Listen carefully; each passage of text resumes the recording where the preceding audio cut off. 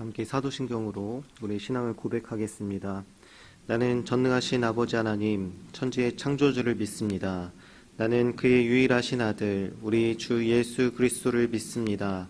그는 성령으로 잉태되어 동정녀 마리아에게서 나시고 본디오 빌라도에게 고난을 받아 십자가에 못 박혀 죽으시고 장사된 지 사흘 만에 죽은 자 가운데서 다시 살아나셨으며 하늘에 오르시어 전능하신 아버지 하나님 우편에 앉아 계시다가 거기로부터 살아있는 자와 죽은 자를 심판하러 오십니다. 나는 성령을 믿으며 거룩한 공교회와 성도의 교제와 죄를 용서받는 것과 몸의 부활과 영생을 믿습니다. 아멘. 찬송가 542장입니다. 찬송가 542장입니다.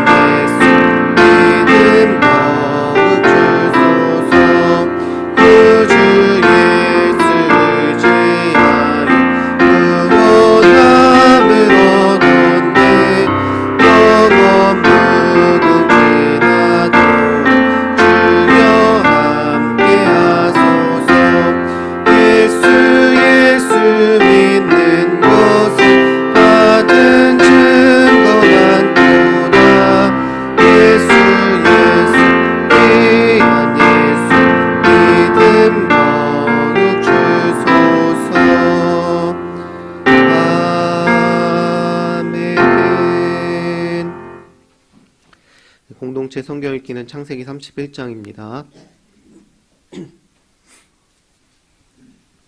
제 31장.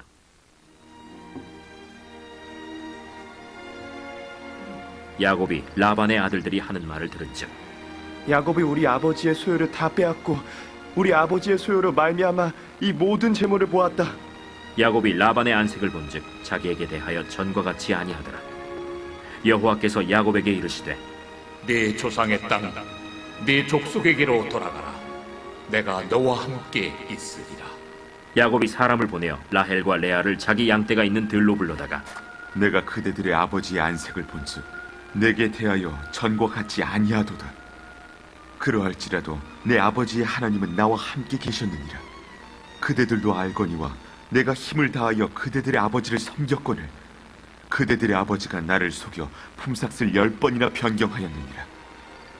그러나 하나님이 그를 막으사 나를 해치지 못하게 하셨으며 그가 이르기를 점 있는 것이 내 삭시 되리라 하면 온 양떼가 낳은 것이 점 있는 것이요 또 얼룩무늬 있는 것이 내 삭시 되리라 하면 온 양떼가 낳은 것이 얼룩무늬 있는 것이니 하나님이 이같이 그대들의 아버지의 가축을 빼앗아 내게 주셨느니라.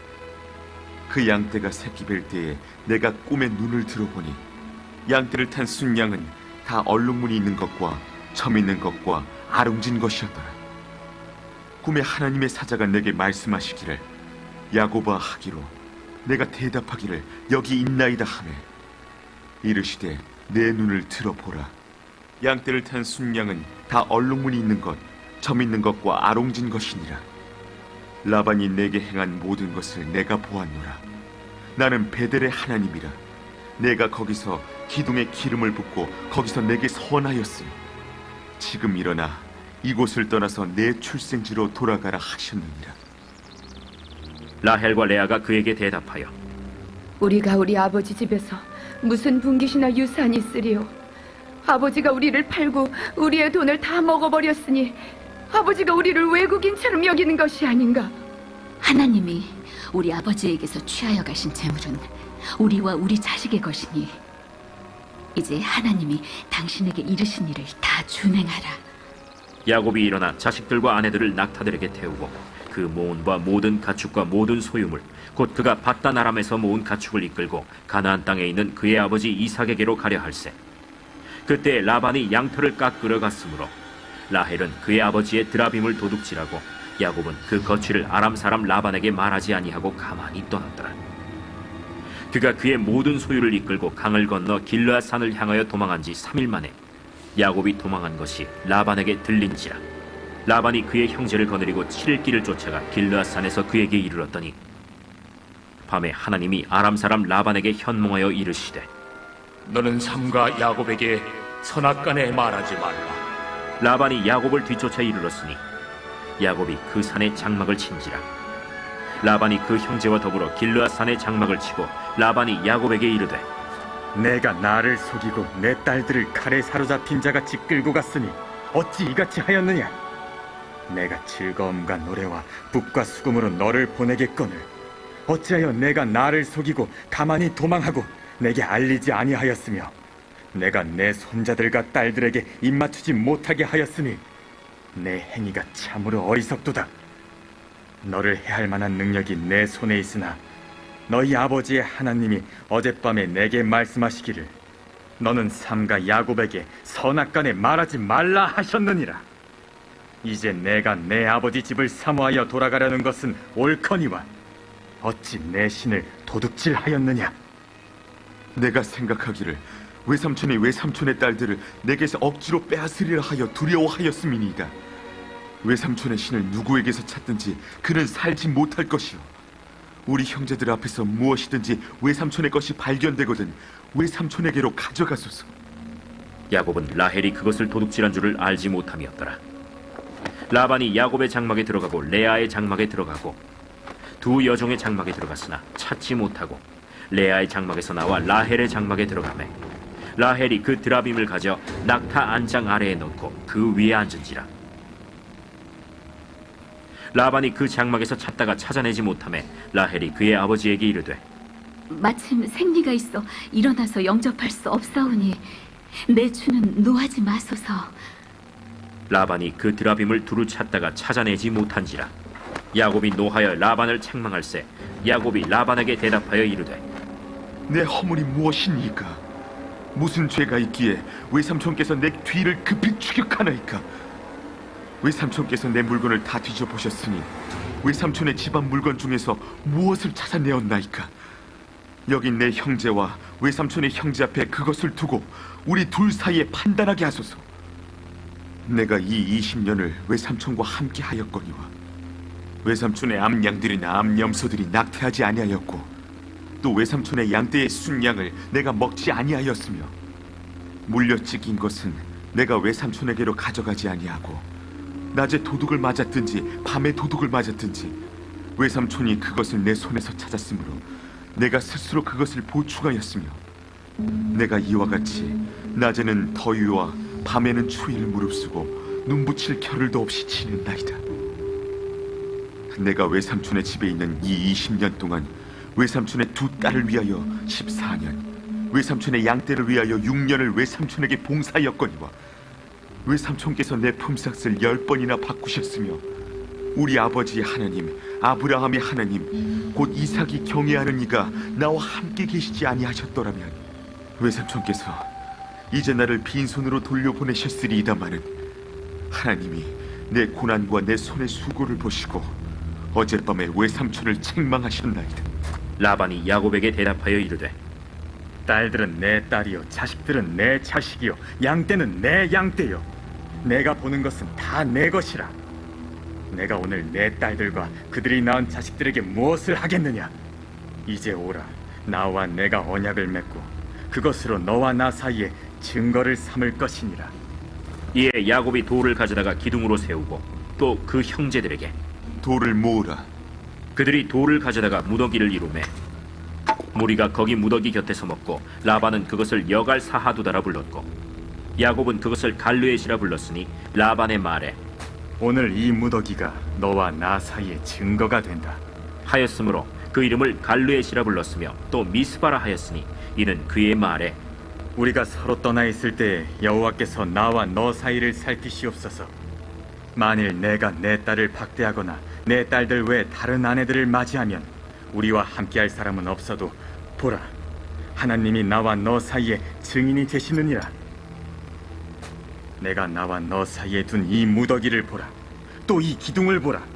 이 무더기가 증거가 되고 이 기둥이 증거가 되나니 내가 이 무더기를 넘어 내게로 가서 해하지 않을 것이요 내가 이 무더기 이 기둥을 넘어 내게로 와서 해하지 아니할 것이라. 아브라함의 하나님, 나홀의 하나님, 그들의 조상의 하나님은 우리 사이에 판단하옵소서. 야곱이 그의 아버지 이삭이 경외하는 일을 가리켜 맹세하고 야곱이 또 산에서 제사를 드리고 형제들을 불러 떡을 먹이니 그들이 떡을 먹고 산에서 밤을 지내고 라반이 아침에 일찍이 일어나 손자들과 딸들에게 입맞추며 그들에게 축복하고 떠나 고향으로 돌아갔더라. 아멘. 네, 오늘 하나님 말씀은 에베소서 6장 16절 말씀입니다. 에베소서 6장 16절 말씀입니다. 다 함께 읽겠습니다. 모든 것 위에 믿음의 방패를 가지고 이로써 등이 악한 자의 모든 불화살을 소멸하고. 아멘. 네, 소천 소식, 장례 소식을 전합니다. 남자 8셀 안승관 집사님의 모친 되시는 김정순 님께서 하나님의 부르심 받았습니다. 어제 소천하셨고요. 입간은 오늘 오전 11시, 발인은 내일 오전 8시 30분입니다. 교회에서는 위로 예배만 드립니다. 교회 출발은 오늘 오후 2시 30분입니다. 장례식장은 남동 스카이 장례식장 202호이고요. 장지는 부평 숭아원입니다. 헌금 봉헌하겠습니다.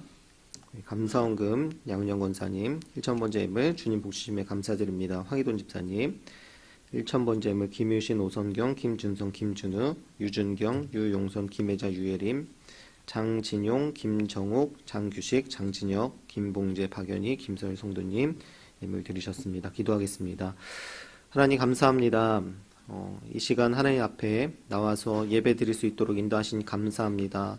하나님을 사랑하고 또 사모하는 마음을 가지고 이 자리에 나왔습니다. 하나님께서 풍성한 은혜와 사랑으로 우리를 채워 주시옵소서.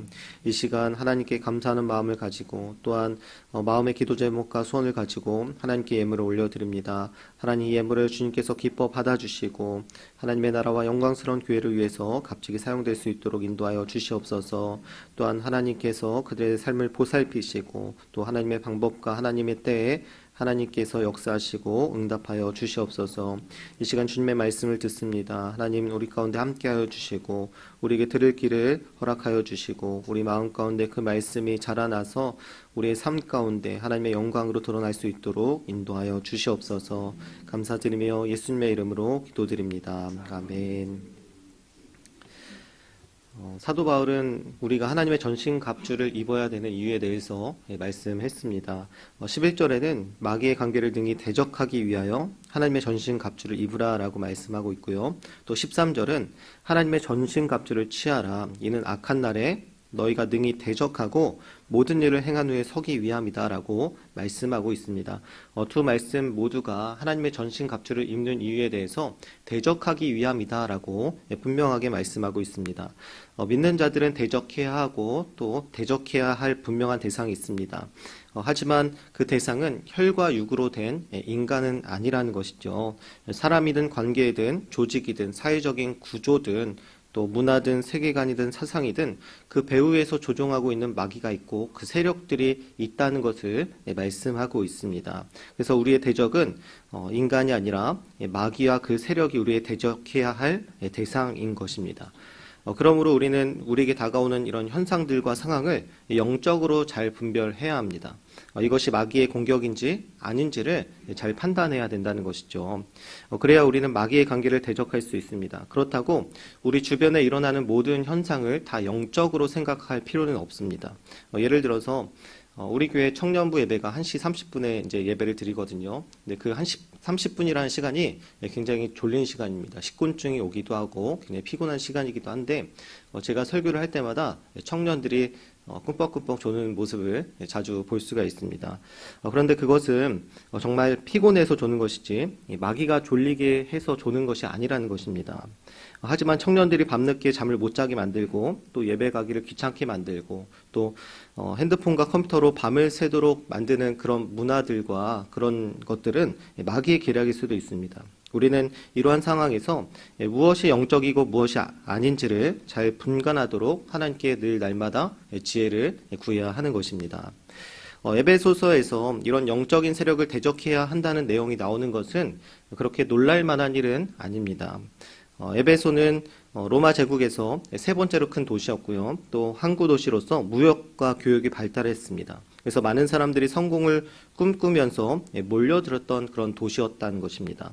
그래서 국제적이고 다인종의 도시였고요. 또 이것을 다른 말로 하면 다양한 사람들이 왕래했기 때문에 종교적으로도 다원주의적인 사회가 갖추어졌다는 것을 우리가 알 수가 있습니다. 에베소에는 많은 우상들이 존재했지만 특히 아데미 여신이 주요 여신으로 자리를 잡고 있었습니다. 사도 바울이 복음을 전하자 아데미 여신 우상을 조각하는 데메드리오가 사람들을 선동해서 도시를 소동케 하는 모습을 우리가 성경에서는 볼 수가 있습니다. 또 사도행전 19장에 보면 제사장 스게와의 7 아들이 귀신을 쫓아내다가 도망간 사건들이 기록되어 있고요. 또 예수님을 믿게 된 많은 사람들이 은 5만이나 되는 그 마술책을 불사른 사건들을 성경에서는 기록하고 있습니다. 많은 사람들이 예수님을 믿게 되었을 때 이런 마술과 주술적인 관행과 습관들을 모두 버려야 했습니다. 그리고 마술과 주술을 포기했을 때 받게 될 그 후유증을 걱정했습니다. 또한 아데미 여신은 당시에 강력한 여신으로서 숲과 샘물, 호수와 산짐승, 야생과 자연의 모든 것을 관장하는 신이었습니다. 또한 화살을 쏘는 궁수와 사냥꾼의 신이었습니다. 예수님을 믿고 나서 아데미 여신이 이 마귀의 세력 안에 마귀의 세력 휘하에 있는 우상이었음을 알게 되었을 때 이 악한 세력으로부터 자신이 보호받을 수 있을지에 대해서 걱정하는 것은 사람들에게는 당연한 수순이었다는 것이죠. CBS 새롭게 하소서라는 프로그램에서 26년 동안 무당이었다가 예수님을 영접하게 된 한 사람의 간증을 들은 적이 있습니다. 그분은 무당이었지만 어느 날 문득 십자가를 볼 때 그 십자가가 살아서 자신의 마음속에 박히는 것을 느꼈습니다. 그리고는 자신이 평생 섬겼던 신을 모시는 그 신주 단지를 깨버렸습니다. 그때는 용기를 가지고 그 신주 단지를 깨버렸지만 며칠이 안 돼서 자신이 어떻게 되는 것은 아닌지 굉장히 두려워했다라고 이렇게 말했던 적이 있습니다. 제가 12년 전에 회사를 다닐 때 회사의 한 친구에게 복음을 전하고 그 친구를 전도한 적이 있습니다. 그 친구의 집안은 완전 불교 집안이었습니다. 복음을 전하고 수요 예배마다 그 친구를 함께 데리고 가서 예배를 드린 적이 있는데 얼마 되지 않아 그 친구의 아버지가 높은 곳에서 떨어져서 크게 수술을 해야 하는 상황이 되었습니다. 그 친구는 자기가 교회를 다녀서 아버지가 그렇게 된 것은 아닌지라고 걱정을 했습니다. 저도 그 사건이 우연히 일어난 사건이 아니라 마귀의 공격이 아닐까라는 그런 직감을 느끼게 됐습니다. 마찬가지로 에베소에서 평생 우상숭배자로 살다가 그것을 포기하고 예수님을 믿게 되었을 때 겪게 되는 그 두려움이 그들 안에는 분명히 있었다는 것입니다. 이런 걱정과 두려움 그리고 영적인 악의 세력으로부터 자신을 보호하고 대항하기 위해서 우리는 무엇을 할 수 있는가? 그것을 바로 사도 바울이 말씀하고 있는 것입니다. 사도 바울은 하나님의 전신갑주를 입을 것을 말씀하고 있는 것이죠. 우리는 그 전신갑주를 입을 때 보호받을 수 있고 마귀를 대적할 수 있으며 그것을 넘어서 마귀를 물리칠 수 있다라는 것을 사도 바울이 우리에게 말씀하고 있는 것입니다. 오늘 16절 말씀을 같이 읽겠습니다. 모든 것 위에 믿음의 방패를 가지고 이로써 능히 악한 자의 모든 불화살을 소멸하고, 사도 바울은 믿음의 방패를 가지고 우리가 능히 악한 자의 모든 불화살을 소멸할 수 있다라고 말씀하고 있는 것이죠. 사도 바울은 그동안 진리의 허리띠, 의의 호심경, 복음의 신발을 착용할 것을 말씀했습니다. 그리고 오늘 말씀은 모든 것 위에 믿음의 방패를 가지라라고 말씀하고 있죠. 여기서 이 모든 것 위에라는 말은 그동안 나온 진리, 의로움, 평안의 복음보다 믿음이 더 뛰어나다는 것을 말씀하고 있는 것은 아닙니다. 다만 이것 외에 믿음이 절대적으로 필요하다는 것을 우리에게 말씀하고 있는 것입니다. 로마 군인의 방패는 세로 120cm, 가로 75cm의 크기로 전신을 다 가릴 수 있도록 만들어졌습니다. 나무 앞에는 가죽을 덧입혀서 불화살이 날라와도 이 방패가 타지 않도록 했습니다. 로마의 역사가 폴리비오스는 로마 군인의 방패를 이렇게 설명했습니다. 로마의 갑주는 첫째로 방패로 구성되어 있다. 그 방패의 불록한 표면은 폭이 75cm, 길이가 120cm이며 테두리의 두께는 손바닥 넓이 정도다. 그것은 두 개의 나무판을 접착체로 붙인 것으로 바깥 표면을 범포로 덮은 후에 송아지 가죽으로 덮었다. 위와 아래의 테두리에는 철을 둘러 더 단단하게 만들었다. 이 테두리는 강한 일격을 받을 때와 땅에 세워놓을 때 방패가 손상되지 않게 보호해준다. 또한 방패에 달린 철제 장식은 가장 무시무시한 돌의 광풍, 창, 날아가는 무거운 무기를 모두 피하게 해주었다. 마지막에 설명한 것처럼 방패의 가장 큰 기능은 돌의 광풍, 그리고 창, 화살을 포함한 날아가는 적들의 무게에서 자신의 몸을 보호하는 것이었습니다. 그러니까 허리띠와 호심경, 신발을 통해서도 어느 정도 보호가 될 수 있을지 모르겠지만 이 로마 군인에게 있어서 가장 안전하고 든든한 방어구가 무엇이냐? 그것은 바로 이 방패였다는 것입니다. 교회의 아버지라 불렸던 교부 오리겐과 제롬은 이 모든 불화살을 가리켜서 마귀가 신자들의 마음에 악한 생각을 주입하는 것으로 이렇게 해석을 했습니다. 이것 말고도 개종했을 때의 두려움, 또 로마의 박해, 죄책감, 질병과 꿈을 통한 마귀의 직접적인 공격, 또 의심, 불순종, 반역, 정욕 등이 이러한 불화살의 무기가 될 수 있을 것입니다. 그냥 화살도 아니고 화살에 불을 붙여서 공격했다는 것은 마귀의 강력한 공격을 우리에게 말씀하고 있는 것이죠. 그런 마귀의 강력한 공격을 이 믿음의 방패가 막을 수 있다. 우리가 그것을 저지할 수 있다라고 사도 바울은 말씀하고 있는 것입니다. 창세기 15장 1절에는 이렇게 말씀합니다. 이후에 여호와의 말씀이 환상 중에 아브라함에게 임하여 이르되 아브라함아 두려워하지 말라. 나는 내 방패요 너의 지극히 큰 상급이니라. 또 사무엘하 22장 31절에는 하나님의 도는 완전하고 여호와의 말씀은 진실하니 그는 자기에게 피하는 모든 자에게 방패시로다. 또 신명기 33장 29절 이스라엘이여 너는 행복한 사람이로다. 여호와의 구원을 너같이 얻는 백성이 누구냐. 그는 너를 돕는 방패시오 내 영광의 칼이시로다. 성경은 하나님께서 우리의 방패시라고 말씀하고 있습니다. 우리가 하나님을 신실하게 의지할 때, 신실하게 신뢰할 때 하나님께서 우리의 방패가 되어주신다라고 말씀하고 있는 것입니다. 아무리 강력한 마귀의 공격이 있을지라도 하나님을 철저히 신뢰하는 자는 우리의 방패가 되시는 하나님으로 인해서 털끝 하나 상하지 않게 될 것입니다. 삶을 살아갈 때 우리에게 찾아오는 많은 근심과 걱정과 염려가 있습니다. 그럴 때마다 약해지는 우리의 모습을 볼 수밖에 없습니다. 걱정하고 힘들어하게 되죠. 하지만 성경은 우리가 능히 그 모든 것을 대적할 수 있다라고 말씀합니다. 그리고 그 방법으로는 하나님을 향한 신실한 믿음, 굳건한 믿음이라고 우리에게 말씀하고 있는 것입니다. 많은 사람들이 현실을 말합니다. 현실을 보라고 말합니다. 하지만 우리가 봐야 하는 것은 현실이 아니라 모든 것을 가능케 하시는 전능하신 하나님이신 줄 믿습니다. 우리가 믿음의 눈으로 하나님을 바라볼 때 하나님께서 우리에게 승리를 주시고 우리를 보호하시고 반드시 지키실 것입니다. 요한일서 5장 4절은 이렇게 말씀합니다. 무릇 하나님께로부터 난 자마다 세상을 이기느니라. 세상을 이기는 승리는 이것이니 우리의 믿음이니라. 또 로마서 8장 37절에서 39절은 말씀합니다.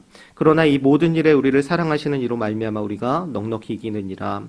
내가 확신하노니 사망이나 생명이나 천사들이나 권세자들이나 현재일이나 장래일이나 능력이나 높음이나 깊음이나 다른 어떤 피조물이라도 우리를 우리 주 그리스도 예수 안에 있는 하나님의 사랑에서 끊을 수 없느니라. 우리가 하나님을 확신할 때, 우리가 하나님을 신뢰할 때 하나님께서 악한 세력으로부터 우리를 지키실 것입니다. 오늘 하루 하나님 향한 신실한 믿음으로 마귀를 대적하고 승리하며 살아가게 되시기를 예수님의 이름으로 축복합니다. 함께 기도하겠습니다. 기도 제목 함께 읽겠습니다. 예수님을 직접 경험하는 은혜로 승리하게 하소서. 온 교회가 홀리클럽을 통해 성장하게 하소서. 환우들에게 치유의 은혜를 더하소서. 담임 목사님께서 총회를 잘 다녀오셨습니다. 우리 함께 오늘 말씀과 기도 제목을 기억하시면서 주여 세 번 외치고 함께 기도하겠습니다. 주여, 주여, 주여. 거룩하시고 내가 풍성하신 하나님 감사합니다. 하나님 우리의 방패 되시고 우리의 힘이 되시고 우리의 피난처 되시고 우리의 능력 되신 하나님을 우리가 의지하며 신뢰하며 나아갑니다.